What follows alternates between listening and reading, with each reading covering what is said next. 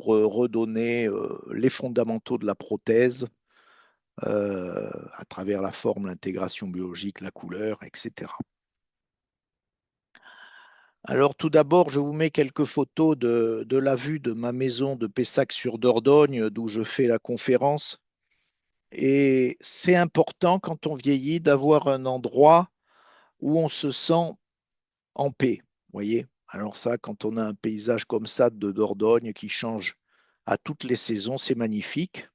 Et puis, quand j'en ai assez de parler des dents ou de faire mon jardin, ben, je vais pêcher avec ma petite barque qui a les yeux vietnamiens. Il faut savoir qu'au Vietnam, tous les pêcheurs mettent des yeux pour protéger du naufrage et des maléfices l'embarcation. Voilà, alors c'est des yeux de dragon, évidemment. Il n'y a qu'une barque comme ça sur la Dordogne, c'est la mienne. J'ai une passion, c'est l'entomologie, donc vous verrez beaucoup de papillons qui illustrent les propos que je vais tenir. La nature, c'est fantastique. Malheureusement, la plupart des espèces diminuent drastiquement, voire certaines disparaissent. Et la biodiversité, c'est quelque chose qui m'a toujours fasciné et impressionné. J'ai travaillé 40 ans en cabinet, bon, et là je fais des photos de mes patients qui ont eu 30 ans de cabinet et tous ils me disent, vous avez changé ma vie. C'est vrai que les soins dentaires, ça peut paraître bon, un petit domaine de la santé, mais ça a un impact tellement fort psychologique et on est en plein dedans avec l'incisive centrale au cœur du sourire que vous aurez en cas de succès, bien sûr, une reconnaissance absolument disproportionnée, absolument incroyable de vos patients.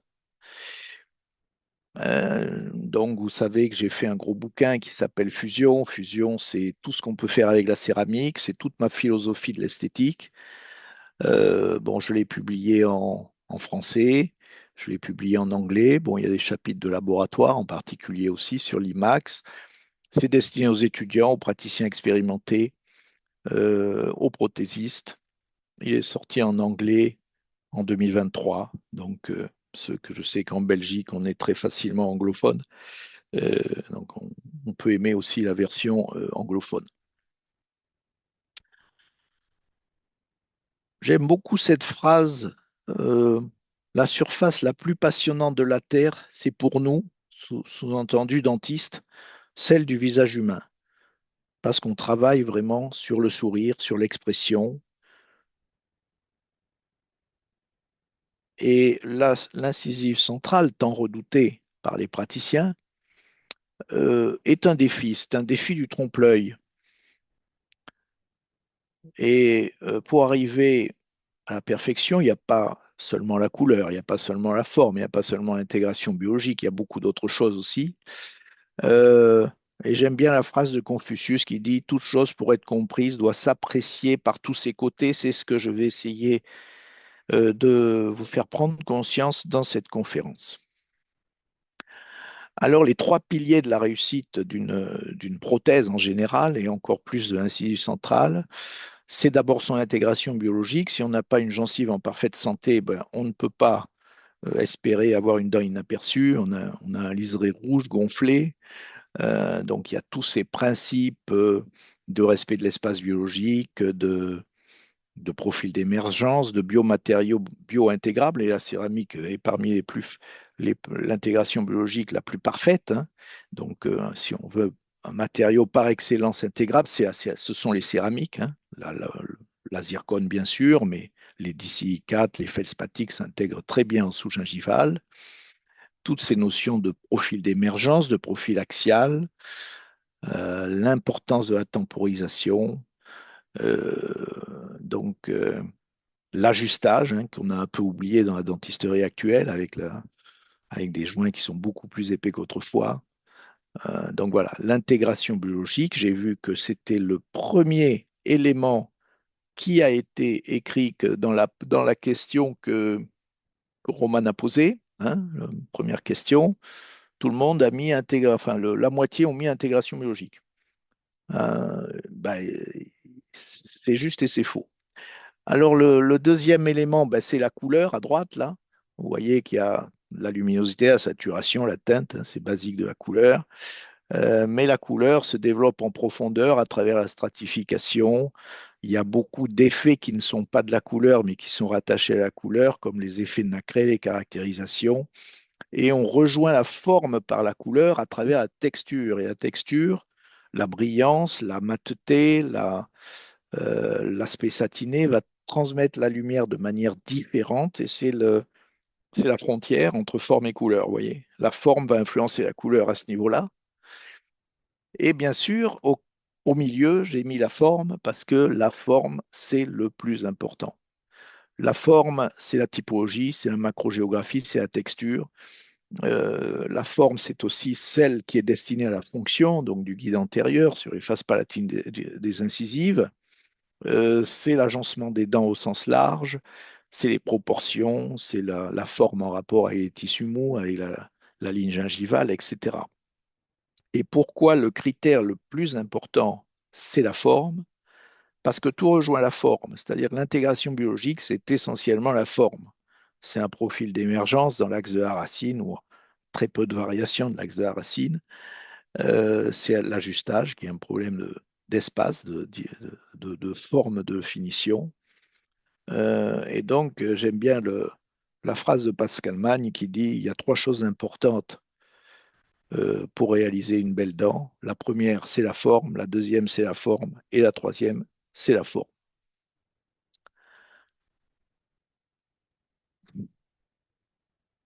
Donc, il y a une prédominance, en conclusion à ce triptyque, de la forme sur les autres critères que sont l'intégration biologique et la couleur. Ça peut paraître paradoxal parce que pour un non-initié, on pense que la couleur, c'est vraiment le plus important. Mais une petite erreur de couleur va passer inaperçue si votre forme est très bien traitée.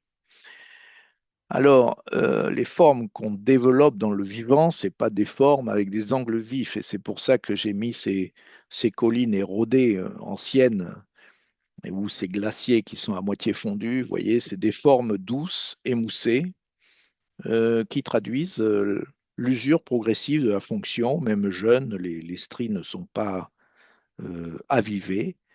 Donc, retenez qu'il y a un travail pour le laboratoire de forme qui a un savoir-faire pour faire ces aspects doux avec de la ponce blanche ou après avoir fait les stries une à une. Euh, on va parler de la morphologie dans le détail en introduction. Euh, et j'ai trois échelles dans mon analyse morphologique. En fait, ce que vous connaissez tous, c'est la classification des dents, ovoïdes, carrées, rectangulaires, triangulaires, et ça s'appelle la typologie. C'est la forme basique qui est déterminée par la forme de contour de la dent, par les orientations des deux grandes lignes de transition. Alors, il faut savoir que les dentistes ont une préférence pour les formes ovoïdes, mais que dans la nature, la majorité des dents, 58%, sont carrées ou rectangulaires. Euh, 21% de dents triangulaires, qui sont des dents sont belles, mais elles sont un peu problématiques, car même jeunes, elles ouvrent un petit triangle noir au-dessus de la papille, parce que le point de contact est situé beaucoup plus bas. Et les dents ovoïdes, qui sont des dents très agréables de forme, très féminines, qui représentent aussi 21%. Donc plus de la moitié des dents sont plutôt rectangulaires ou carrées.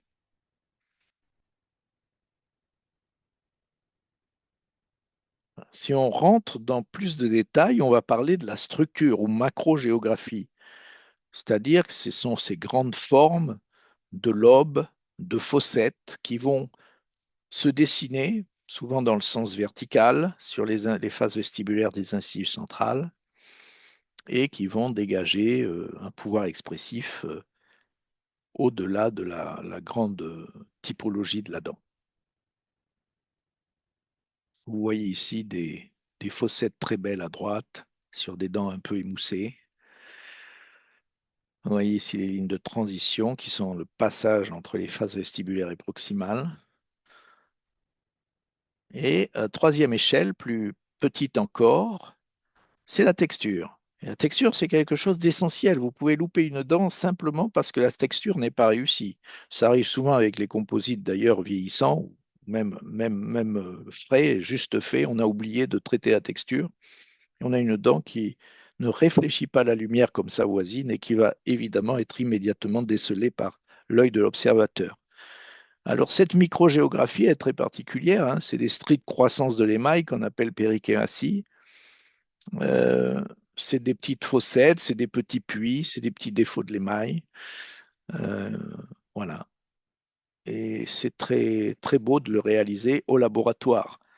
Comme vous avez vu tout à l'heure le glacier, vous voyez bien que ces formes, ici sur des dents qui sont pratiquement pas usées, ces formes sont très émoussées. On dirait du cuir. Vous voyez la dent de gauche, on voit très bien les périchématies et puis des aspects martelés un petit peu vers le milieu de la dent, sans crête vive, sans puits profond. Donc il y a des techniques de laboratoire pour réaliser ces textures, bien sûr. Plus la dent vieillit, plus elle va s'émousser et prendre ce reflet émoussé luisant, comme les galets de remuer dans la Dordogne, dans les rivières, qui vont s'émousser progressivement. Et donc c'est à partir d'un certain âge, 50, 60, 70, que ces dents vont systématiquement avoir un aspect émoussé luisant, comme vous le voyez sur la projection.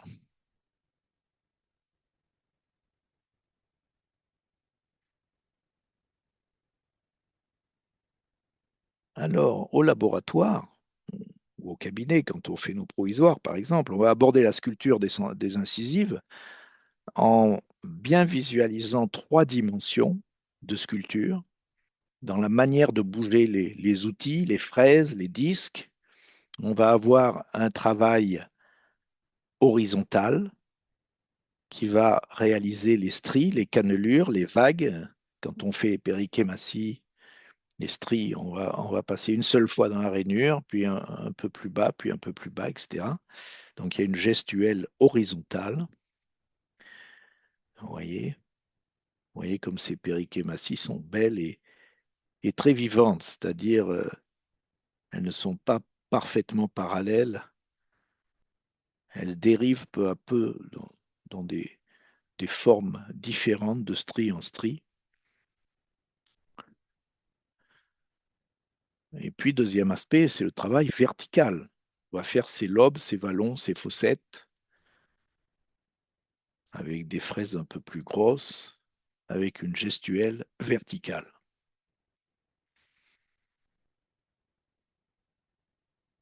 Alors, une fois que vous avez bien compris ça, n'hésitez pas à le faire sur vos provisoires, parce qu'un provisoire qui a déjà de la texture, c'est très beau et c'est un modèle pour le définitif.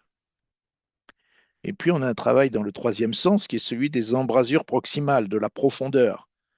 C'est celui qui va séparer la face proximale de la face vestibulaire par la ligne de transition. Et là, il y a beaucoup à dire sur les profils d'émergence proximaux, concaves, convexes, qui vont laisser la place ou guider les papilles proximales quand vous avez régénéré des papilles, etc. Donc, ce travail proximal est aussi très important. Là, l'embrasure doit être suffisamment fermée. Un gros défaut, c'est de laisser les embrasures trop ouvertes, par exemple. Et donc, dans la morphologie de profil d'émergence d'une incisive centrale, vous voyez que c'est complexe. On a ce profil d'émergence un tout petit peu bombé au départ, qui est à 15 degrés, et puis vous voyez qu'il y a une petite fossette après le premier bombé, qui est systématique, qu'on retrouve d'ailleurs très marqué sur les molaires et les prémolaires, mais on n'a jamais une ligne régulière continue. La régularité parfaite traduit la prothèse. Il faut absolument observer les dents naturelles, faites des collections. Parce que regardez ces trois incisives, elles n'ont rien à voir et c'est des incisives centrales non usées de patients jeunes probablement.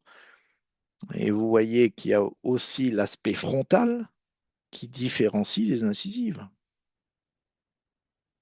Donc celle-là est même concave au milieu avec des crêtes marquées sur les bords. Celle du milieu est plutôt plate et celle de droite est très bombée. Elle doit être également bombée dans le sens vertical. Donc vous avez des dents bombées, vous avez des dents plates, vous avez même des dents concaves, en particulier dans les populations asiatiques, avec le caractère mongoloïde à crête très marquée en forme de pelle. Donc il y a des typologies ethniques aussi dedans qui existent suivant les origines des populations. Mais même dans une population européenne, vous allez trouver autant de patients, autant de dents différentes. Bien sûr, là, j'ai un facteur déterminant dans la texture et la morphologie par l'usure. Une dent jeune va présenter ses trilobes, ses taches laiteuses souvent, les périchématies très marquées, l'embrasure bien fermée. Une dent adulte va commencer à avoir l'aspect émoussé luisant et favoriser les morphologies verticales, les microgéographies verticales de fossettes, alors qu'une dent âgée, du grand âge, va s'être usée de manière forte au niveau incisif, va avoir gagné en couleur, va avoir perdu sa texture, va avoir perdu aussi ses fossettes. Donc c'est une dent qui est comme ce vieux galet qu'on a vu de la rivière.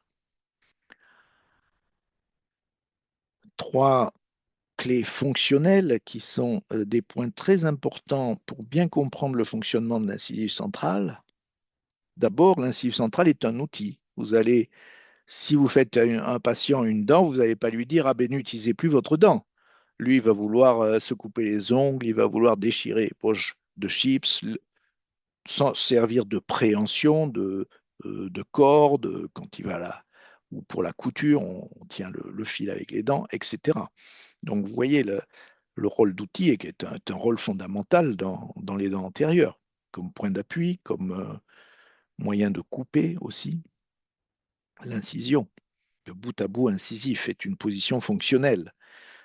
Quand c'est trop utilisé, comme chez la couturière à gauche, ben vous allez faire des éclats vestibulaires, hein, qui traduisent la détérioration liée à une utilisation excessive des dents, ou dans l'onychophagie, on va avoir aussi ces éclats vestibulaires. Mais il faut savoir, cet angle incisif, il a un réglage qui est à la fois fonctionnel à 20-25 degrés, mais qui est très esthétique. Vous ne pouvez pas faire une dent esthétique en mettant, par exemple, un bord incisif à angle droit avec la face vestibulaire.